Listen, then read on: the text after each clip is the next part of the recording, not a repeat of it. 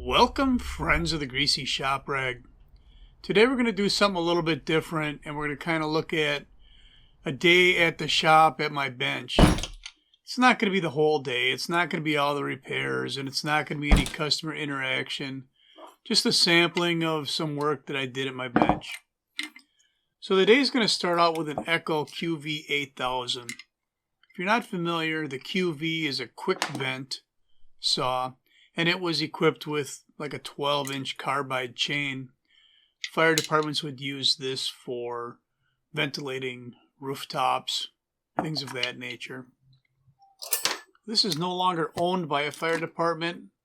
An individual bought it, and I think he's going to convert it over to a regular barn chain.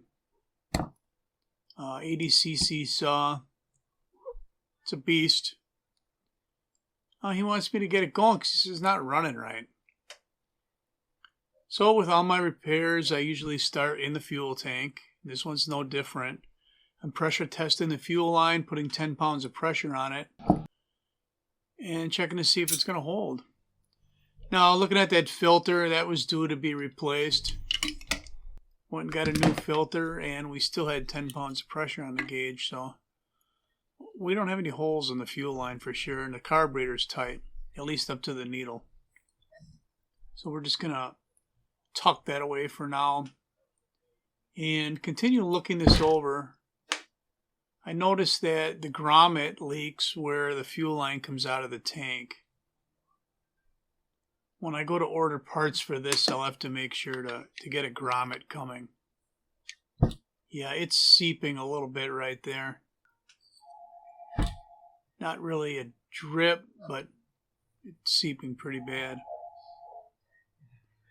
So we're going to keep looking this over, look under the hood, and then try and start it and see what it sounds like. Air filter, I mean, it's not trashed. Scott, line 1, please. Scott, line 1. Yeah, so that's typical. Get interrupted in the middle of a repair. And speaking of interruptions, after that phone call, somebody walked in, a contractor, and said, I can't get my saw started. Can you look at it? Well, yeah, I mean, that's what we do in the course of a day. We go through the work orders in the order they were brought in. But if a contractor comes in and needs something done, if we can, we'll stop what we're doing and we'll get them going. And this is no different. The guy bought the saw new from us. He's got a crew and he needs the saw. So in this case, I'm going to replace the starter pulley. No big deal. Now, I was talking about distractions. Yeah, technically it's a distraction from what you're doing, but it's not meant in a negative way because it's all customers and it's all business. It's just sometimes it's on the phone, sometimes they walk in the door, and other times it's the list of work orders you got to run through. So I want to relieve the pressure on the spring of this starter assembly. I used my fuel line tool there to grab the rope. And we're letting the tension off the spring, and now removing the center screw for the pulley.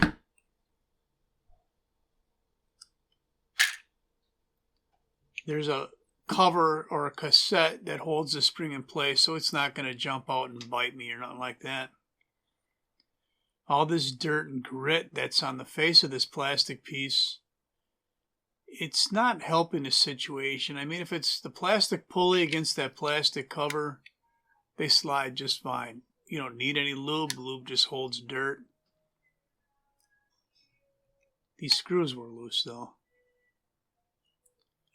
So it looked like there might have been some lube on there and it attracted some dirt, and I cleaned it off. Now what I'm going to do is I'm just going to cut the knot off the rope. And the reason I'm doing that is when I go to grab another piece of rope, I can just cut a piece that's basically 2 knots longer, right? When I measured up coming off the spool. Here's our new pulley. Looks just like the old pulley, only newer. So I'll take that piece of rope, I'll compare it to a new length of rope, and add a little bit on each end for those knots. Now I know I'll be really close. Oh, it's a new sail? Yeah. For 450, so. All right. Sure Do you know the difference between canned fuel and gasoline? Huh? Do you know what the difference in smell is between canned fuel and gasoline? No. Tip it on its side and pull the fuel cap off. But it doesn't look like. If it's prepped, there's fuel in it. And give it a big old sniff.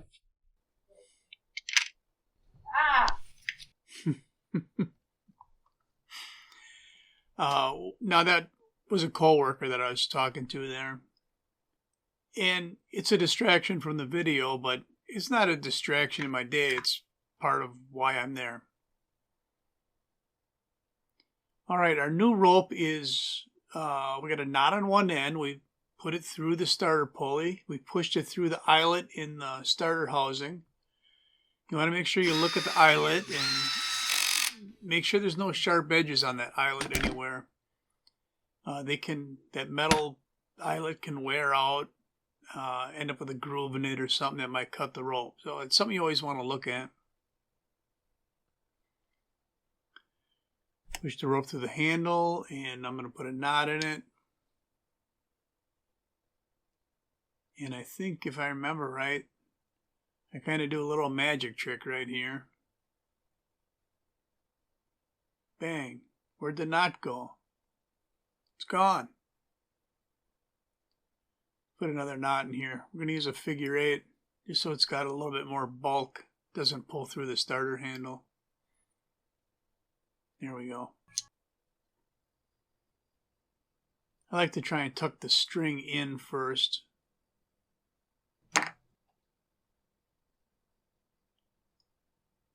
All right, now we're going to wind up the spring a little bit and put some tension on it.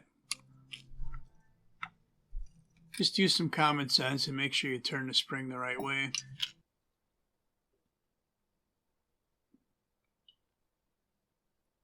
It's not quite enough. I need a little bit more.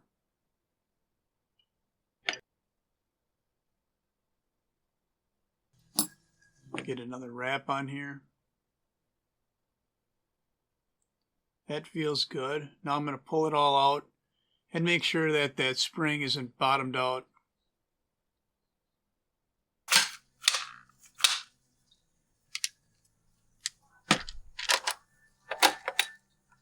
All right, now this guy, he's waiting for the saw, but he's not waiting in the showroom. He said he's going to go run an errand or two and then come back. I don't know if he's got more broken stuff or what. And then he's got 545 sitting there. He's like, what about this one? I'm like,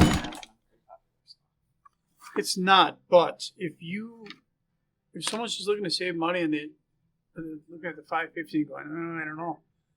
The 545 is the exact same saw, just a little bit less power. Oh. If they're going to run a 16 or 18 inch bar, 545 is fine. If they're going to do a 20 inch bar, then 550. And the 564 is equivalent to the 562? It's better, power-wise. Okay. Weight-wise. But everything less than a 572. It's very close in power to the 572. Oh. Okay. So that's why there's so much hype about it, is because it weighs less, but it has more power. And that's the way it felt at the demo. You know, we're not going to know for sure until after people start using them here in the States and reviewing them. But That's my class over there. Yeah, I got a feeling I'm going to have to teach that class to the whole school.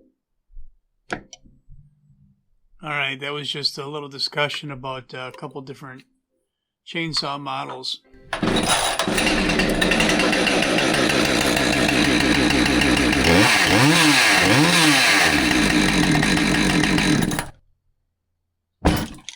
All right, that 550 should be good to go.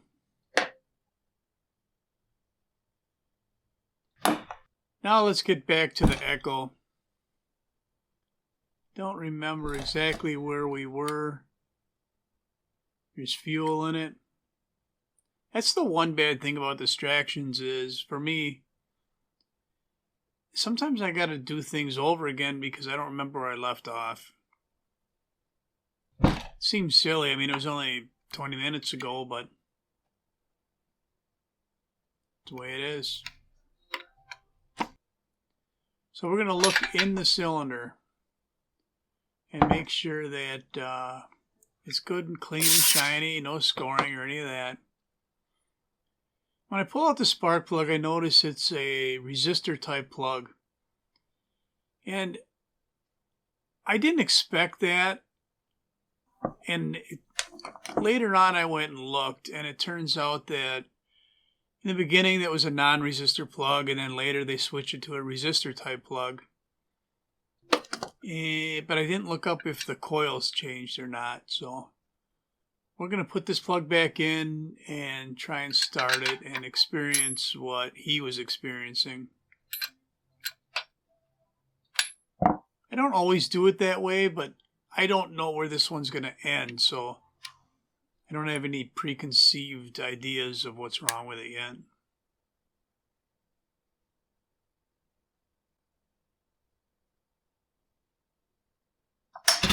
Boy.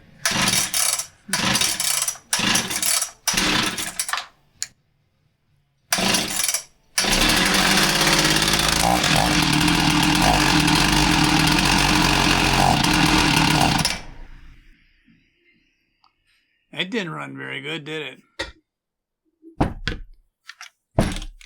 I'm going to look into the fuel system on this one. It could be a metering diaphragm or a plugged micro screen. Those are my thoughts right now. And even if it's more than that, the carburetor's got to come off either way. So I'm going to start heading in that direction.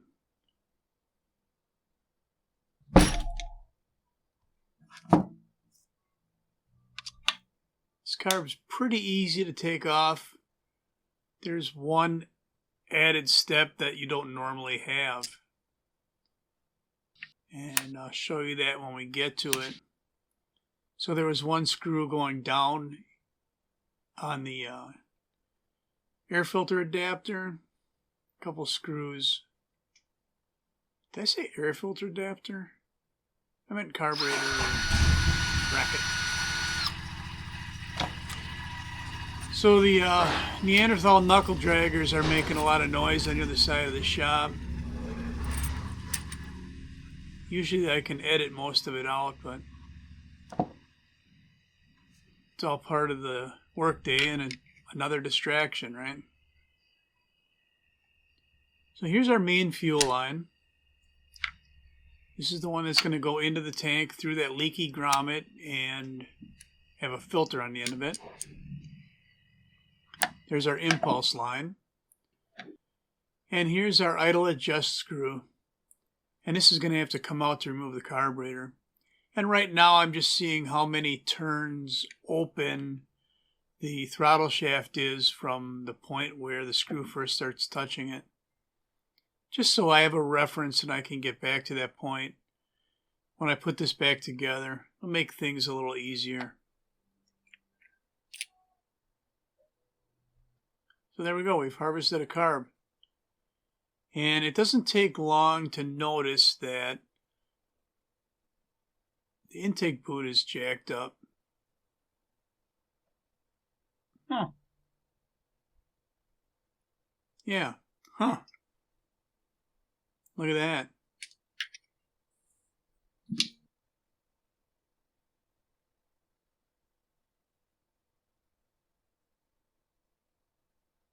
That boot is definitely roached.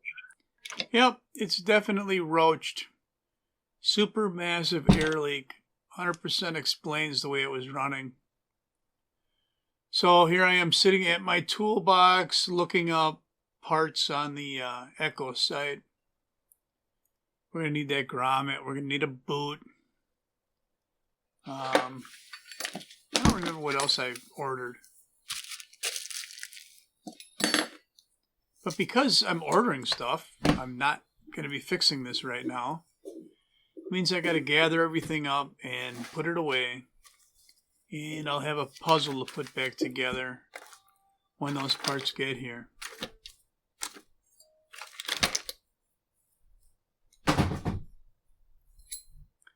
I also like to try and clean up all my tools in between jobs if I can.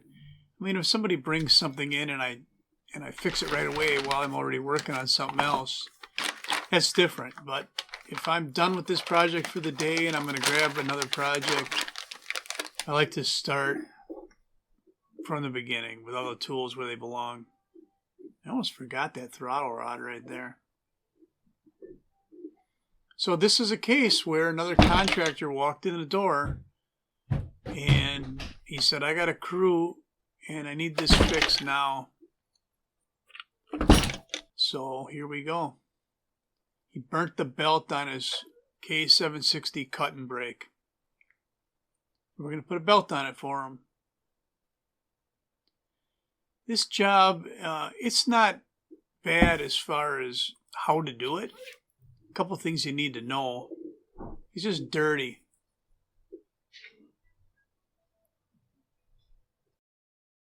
Big hole? No, I changed my jacket because I hate working on these dirty, disgusting concrete saws. It might as well be four-stroke. I'd be a Neanderthal knuckle dragger then. Yeah, they're dirty to work on. So I disconnected the water line on top by the handle. And I buzzed off the bar nuts. Now there's a clutch cover here. Oh my goodness. They used the wrong hardware on this clutch cover. At some point they lost the screw. Now you notice I moved the belt off of the tip of the bar end there to gain enough slack on the clutch end to remove it, to bring it around the clutch drum. Looking at the clutch drum, it's crazy worn. And after the fact, I talked to the guy and he just didn't care. He knows the saw is neglected and beat on and probably has to be replaced soon. But he also knows he needs to finish his project today. So I'm just using a pick to clean out the screw heads here and blow all the concrete dust out. So I can remove these screws that hold this little tin plate on. And they're in there pretty hard. Oh boy. I think there's 5 or 6 of them. I think there was only 5, but there's supposed to be 6 maybe. So this plate, it's beat up, it's cracked, whatever. That whole arm assembly is like $900 if you wanted to replace it, so fixing it is obviously more cost effective. We got a bar with a bearing in the end of it. And the blades, they ride on that bearing in the center of it. Here's our new belt.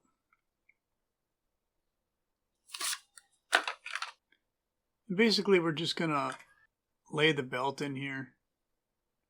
I was just looking at some of the water feature pieces. And they're jacked up. The belt was rubbing on the plastic and tore a hole in it. And none of that matters because it doesn't look like they ever used the water anyway. So we just got to lay the belt in there and then set this cover back on top.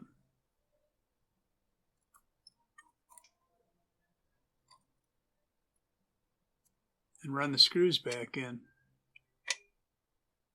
I'm going to start these screws by hand because as hard as they came out, I'm a little afraid of the threads getting wrecked. Look at them go. And then we'll torque them down by hand. I don't know if they got to be this tight or not, but this thing vibrates quite a bit. And We don't need to lose any more screws. So now we just got to put this assembly back in. And that sounds pretty easy, but it can be a challenge sometimes. And then there's a whole nother process for putting the blades on. So you'll see me remove the belt from the end there and then pull it from the clutch end. So I got more slack on that clutch end. Enough slack to run the belt over the drum. And then once it's over the drum, I can come back here and put the belt back in the center line of that bar end.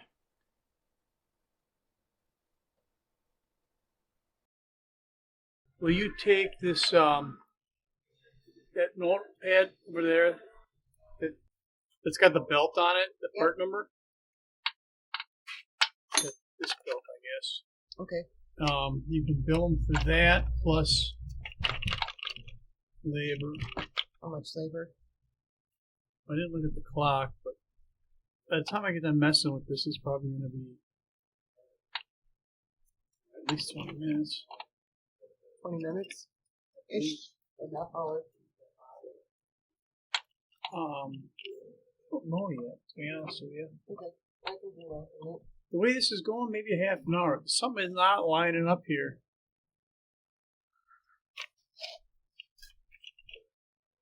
I don't know what it is. What is holding this thing up? Maybe it just needed to be slapped around a little.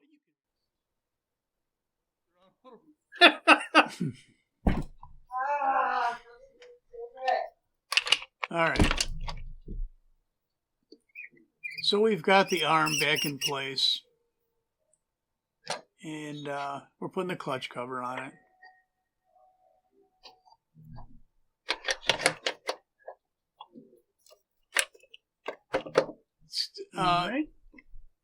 You know, it's not as easy as a chainsaw. Some of this stuff just doesn't always line up decent.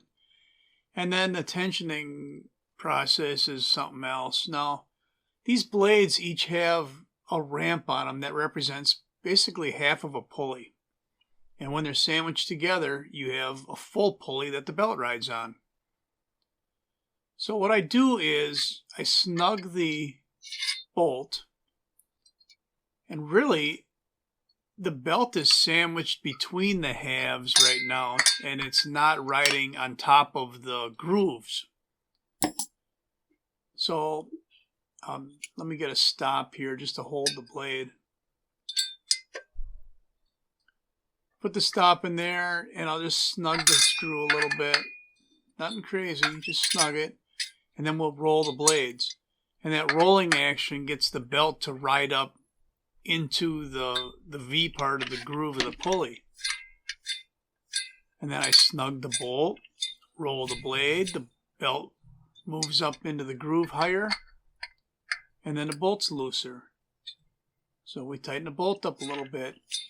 And this bolt keeps getting tightened until the two blade halves are touching in the center and form a complete pulley that the belt is riding up on. So you can see every time I roll the blade, the belt is moving up higher in the pulley. The two halves are now slacking them because they're not sandwiching the belt as hard. And then you can take up the slack. Now I'm really close now. It's tight. Roll it one more time. Feels good. And I'm just going to double check it. Yeah, we're tight. So the blades are on there the way they should be, but we still have to tension the belt now. And I use this cabinet screwdriver. And this is pretty much done just like a chainsaw now. We have a screw we're turning in, and it's pushing the arm forward and tightening the belt. And then there's a little place underneath where we can stick our finger up in there and feel the belt tension. And this one pretty much gets set tight and then some. This saw is designed to plunge cut up to 16 inches deep into concrete. And as you can imagine, that can be pretty stressful on the belt.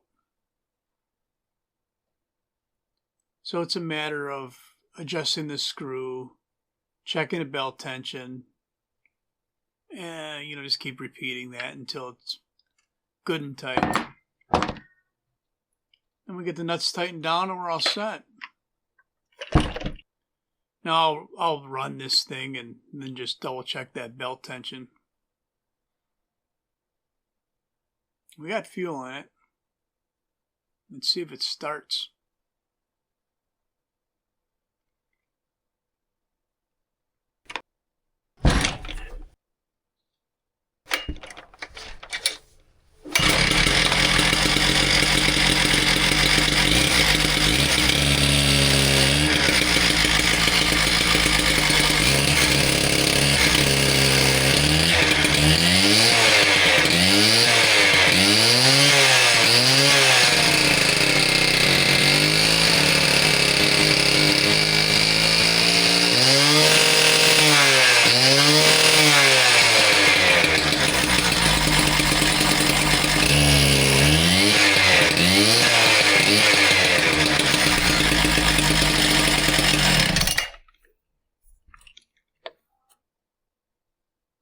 Belt tension is still good, although this thing probably could use a tune-up. It doesn't seem to run the greatest. Guy's waiting on it, so we're going to send it. And that brings us to lunchtime. I like to watch other YouTubers during lunch, and now I'm watching HF and Sawdust. Mark does a great job on his channel with the technical end of chainsaw mods. He's got a dyno, does a lot of testing, a lot of comparisons, show you the results. It's a good channel. If you haven't checked it out, you should do that. So now after lunch, I've got a 592 XP that we sold new, and the customer brought it back and said he noticed a leak when it was sitting. And I opened up the carburetor and I found that the needle was in really rough shape. And I'm pretty sure it was just flooding while it was sitting there. Fuel was getting past the needle, draining into the intake, leaking down onto the tray. I fixed it. I replaced the needle. Checking for leaks. I don't see any. I'll run it for a minute here and I'll let it sit and I'll check again.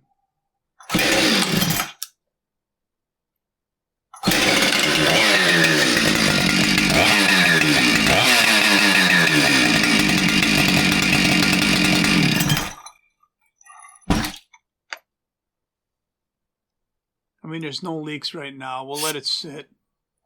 And I'll do this a few times, actually. I want to make sure that it's not going to leak for him.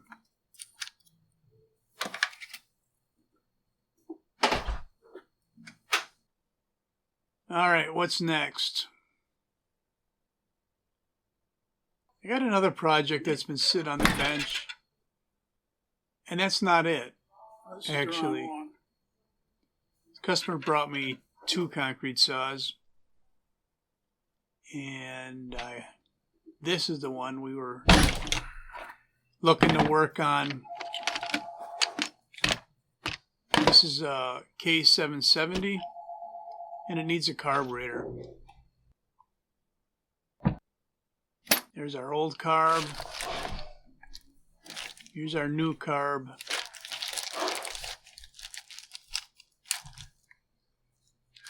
I can see from the yellow fuel lines that are on this machine and the little zip ties that are on the end of the lines that they've tried replacing the fuel lines on this. Probably in an attempt to fix whatever. I can't even remember why I'm replacing the carb. I think they might have had water in the fuel and there was some type of water damage. But it's been a little bit, and I just don't remember. All right, replacing a carb on here is it's really not that big a deal. There's 4 screws that hold the carb assembly to this air filter base. Here's a rubber gasket that fits between the carb and that base. I don't know why I'm putting it on there, because I'm going to assemble it a different manner.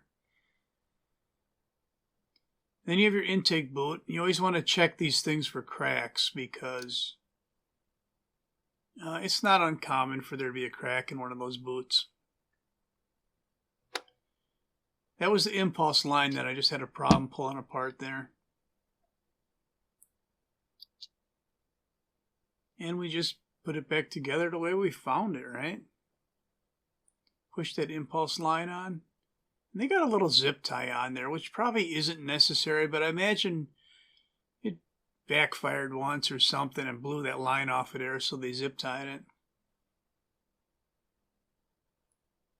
And then what we can do is push the screws through the carburetor enough to hang this gasket on here.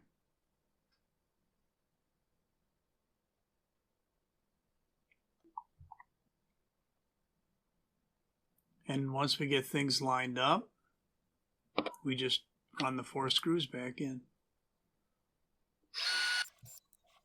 Yep, look at them go.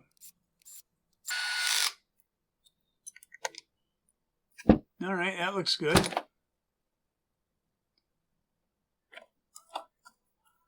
We'll hang on to that for parts.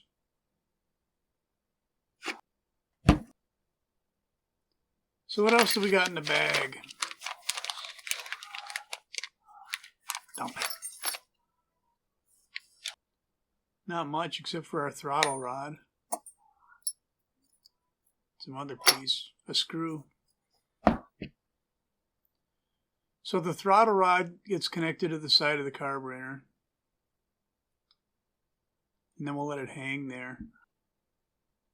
And it'll just get latched into the trigger assembly.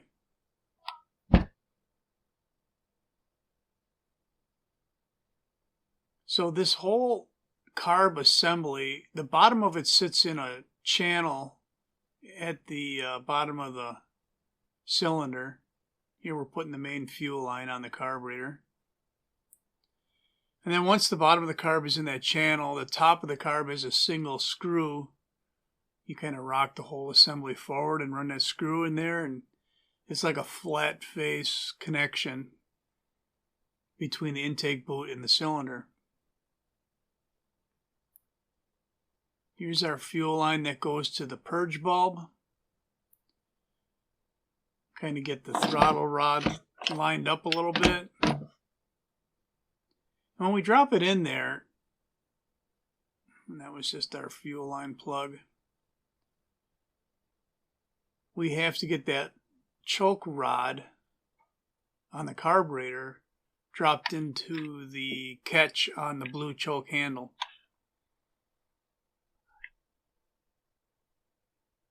So that fuel line, got to get that out of the way. Snapped our throttle rod into the trigger. Kind of preloading our screw on top.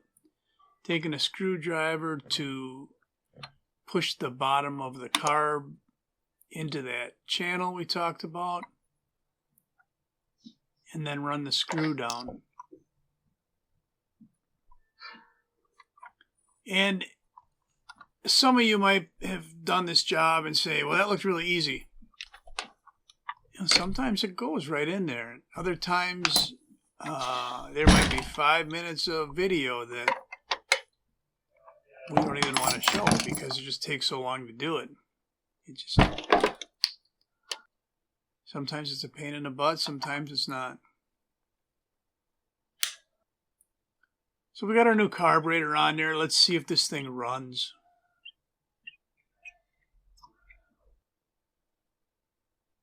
Priming up decent. The decomp button's a little jacked up.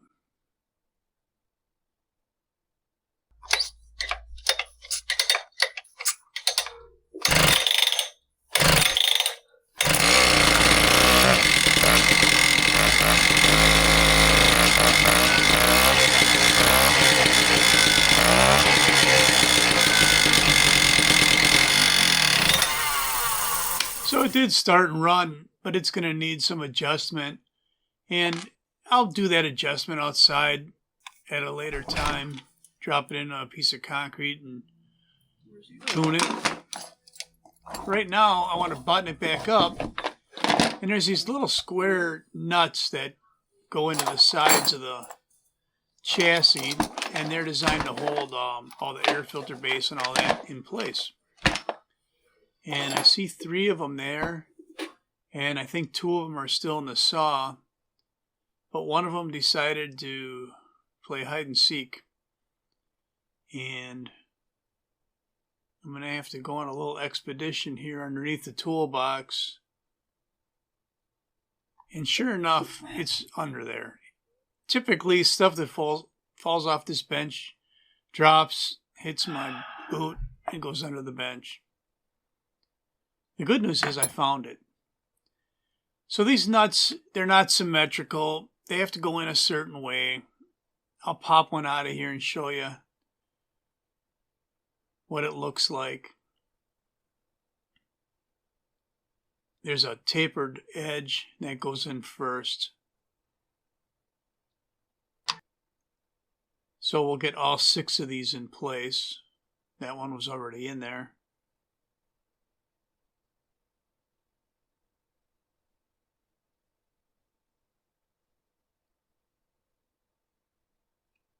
All right, there's all 6 of them. Now we can put that air filter base down in place. It's got to go over the top of the primer bulb. And then there's a boot up front. It's fresh air from the flywheels being pushed up there. So 4 of those screws hold this piece down in place, and then 2 of the screws hold this actual air filter in place. And then the top cover's got 3 of its own screws. But there it is, all buttoned up. Check the belt tension. Seems all right. You know, if you got your finger in there checking the tension, you can spin the blade and just feel that if you want the whole length of the belt for any frays or anything like that, without having to take anything off, take the clutch cover off.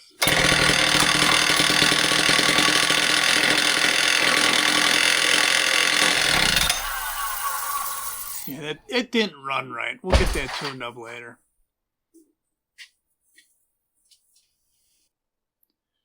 Next project is an Echo T355. 355T, I meant. So it starts but has no power. Well, there's a list of things that could be, right? Air filter would be obvious. Fuel filter would be obvious. Carboned up spark plug or an air leak. This filter's not clean, but it doesn't look dirty enough that it would be the culprit, does it? The spark arrestor screen, if that was plugged up, that would certainly explain a low power problem. But looking at the screen, it's fine.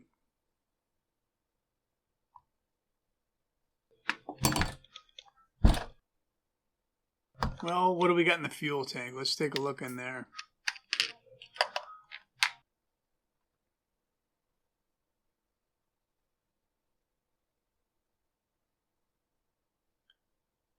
I don't see any water in the bottom of the tank.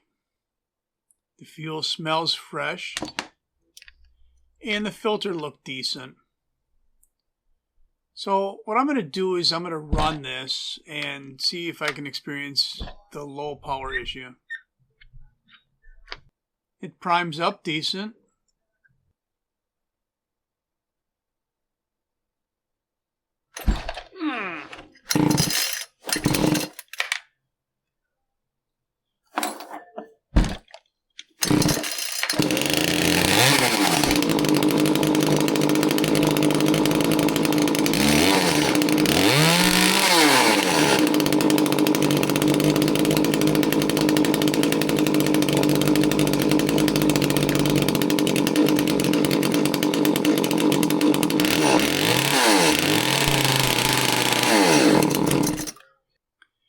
Well, did you notice as soon as I put that filter on there, the idle started to drop and it was really rich on the top end?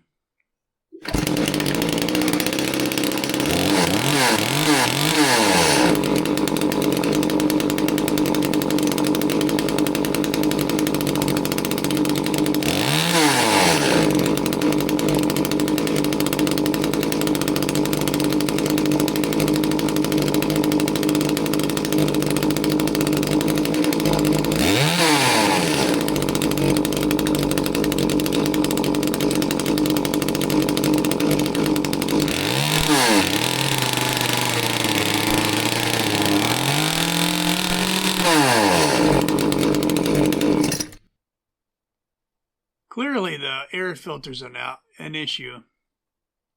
I mean, look how much light I can see through it. This is a nylon mesh filter. We're going to try cleaning it with some carb cleaner. I mean, if we wreck it, we'll just put a new filter on. And yeah, I'm going to blow it out with some air. If I blow a hole through it, we'll replace it. So it does look better. I guess we can put it on there and see if it runs better when I figure out which way is up.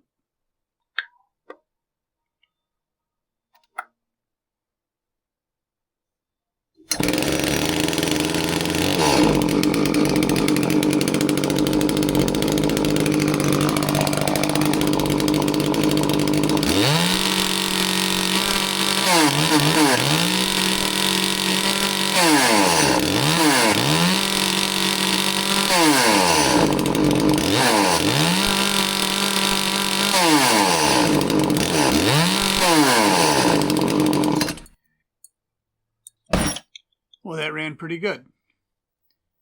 That one will go out to a log and we'll make sure it has power in the cut. So the Snap-on guy was here today and he dropped off a flyer like Snap-on guys will do. Just thumbing through it here. He helps me out. He brings me packing material for the eBay store. And I help him out by buying stuff from him, right? I don't mind supporting a local businessman. I'm sure he'd like it if I would buy one of these from him, but I actually like my homemade toolbox.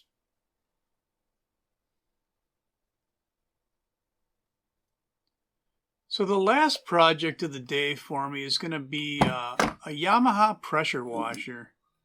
I don't know how I got stuck working on this thing, but the customer complaint is that the electric start doesn't work anymore. And when I checked out the charging unit for it, just a plug-in wall charger, it was cooked. It was cooked. It wasn't working. And the battery was cooked. And I think what happened is the charger never triggered off, and it just baked the battery and finally burnt itself out. So I ordered a new battery and I ordered a charger, and the charger isn't an OEM charger. It's something I got off online. It does not have an indicator light on it. And I'm a little concerned about it. I don't know if it's going to shut off or not. But the first thing I want to do is make sure that it actually charges. Once I have determined that it's charging and it'll charge the battery, then what I'll do is I'll plug that charger into one of these appliance testers where you plug the tester into the wall outlet and then you plug the appliance into the tester, and it tells you how many watts of power the appliance is drawing. Well, if you do that with a battery charger, you'll be able to tell when the charger's on and when the charger's off. And I'll do that after the fact here once I've got it all installed into the machine. Right now I'm just setting this up so that I can plug the charger into the battery and take a voltage reading. Just a peace of mind kind of test.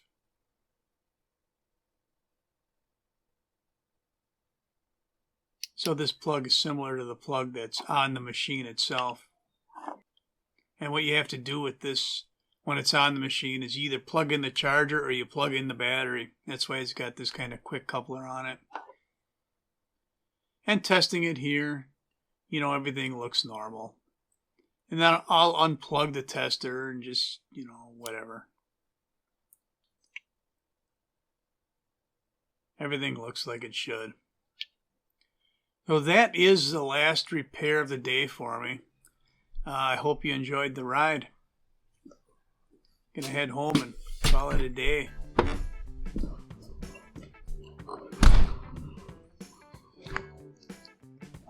Tuesday. The first Friday of the week, because I don't work on Wednesday.